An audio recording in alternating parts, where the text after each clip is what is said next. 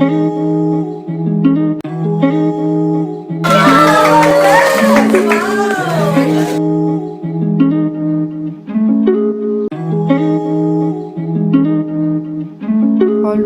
welcome back friends. So today I would like to show you how to paint a basic portrait in 5 simple steps. In my experience, this is one of the simplest and most efficient way of painting anything for that matter. So without further delay, let's jump right into it. Step 1. Outline. If you are painting something as complex as a face, it's usually easiest to start with some kind of drawing. When we paint, we are actually trying to do 3 things at the same time: capturing proportion, capturing values, meaning how light or dark an area is, and capturing color. Even for experienced painter, balancing all 3 at once can be quite difficult. Because of this, most artists split the process into separate steps. In the first step, the only thing you focus on is capturing the proportion of what you are about to paint. This can be done in several ways. You can make an accurate pencil drawing right onto your painting surface, or you can transfer a sketch to your canvas using a charcoal transfer, leaving you with clean outline like I have here. If you are working from a photo, you can even project or transfer the image directly onto your canvas, or simply use a pencil or brush to make a rough sketch that captures the most important parts. How you choose to do this comes down to personal preference, and honestly, it's one of the less critical aspects of creating the final artwork. In my experience, that method makes things more complicated than they need to be and leave you much less flexible when you want to correct areas. The simplest, fastest, and most straightforward method is the two-way process. Start with an outline or drawing and then jump straight into the painting portion. Step 2. Start with the difficult things. Now, this might sound a bit counterintuitive even to some professional artists, but hear me out. If we start a portrait by focusing our energy on the most difficult and complex areas of the face first, if we actually make the rest of the process a whole lot easier for ourselves.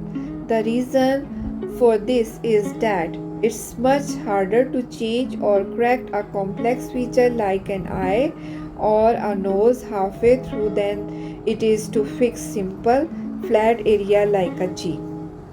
A nose, for example, is a collection of complex geometric forms. In my case here, I'm starting by painting the eyes, the lips, and the nose first. By tackling these complex areas early on, I ensure that I don't run into major placement problems later in the process. There is a little more frustrating than realizing halfway through a painting that a feature looked too small or out of place after you have already painted everything else.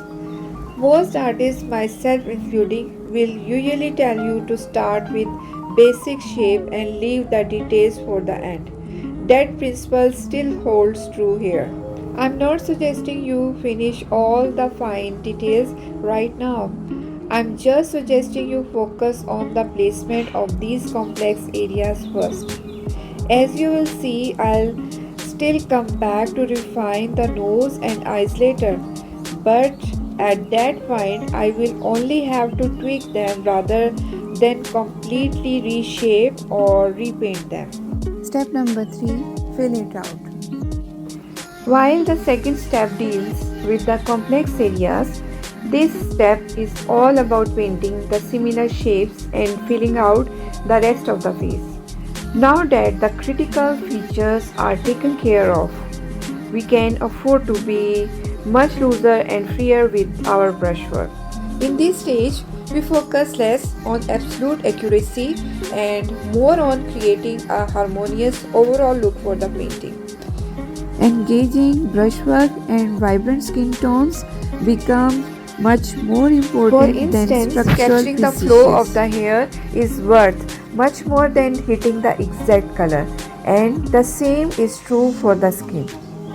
Capturing the organic vibrancy of skin and the fact that human faces shift in temperatures and colors depending on where you look is far more important than painting tiny details. How long you spend on this stage is entirely up to your personal style.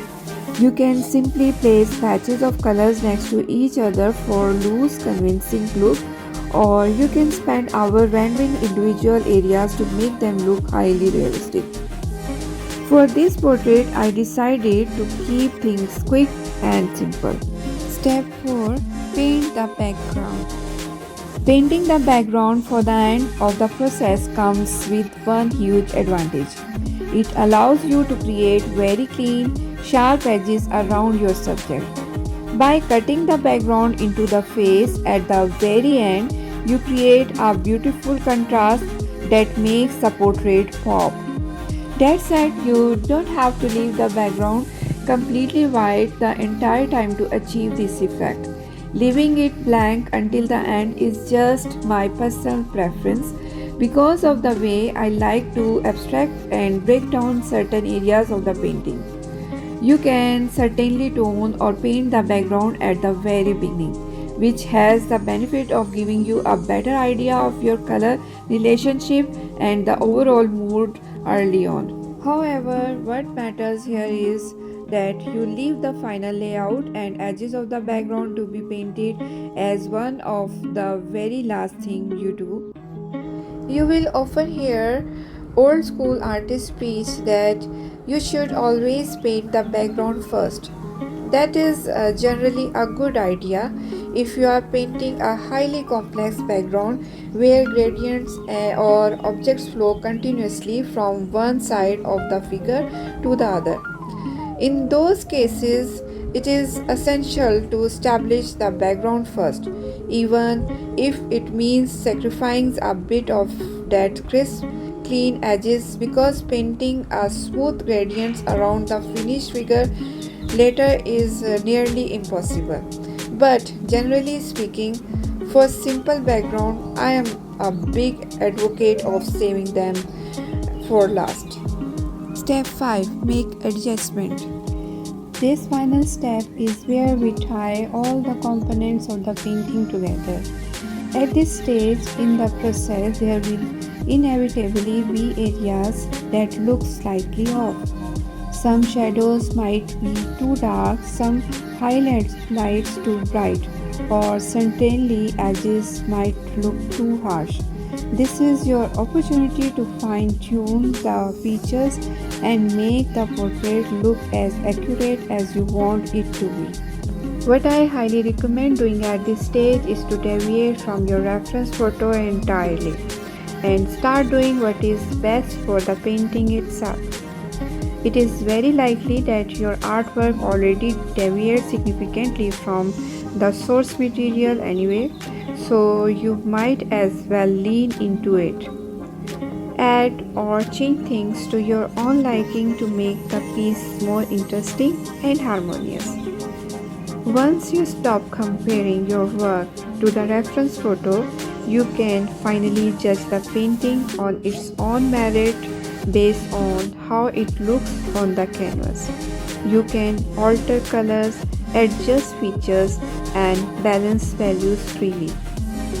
A great way to tell if your painting is officially finished is this: if you make a change and it doesn't make the painting look objectively better or worse, but just different, well, that's usually the perfect time to set your brush aside, sign it, and start your next piece.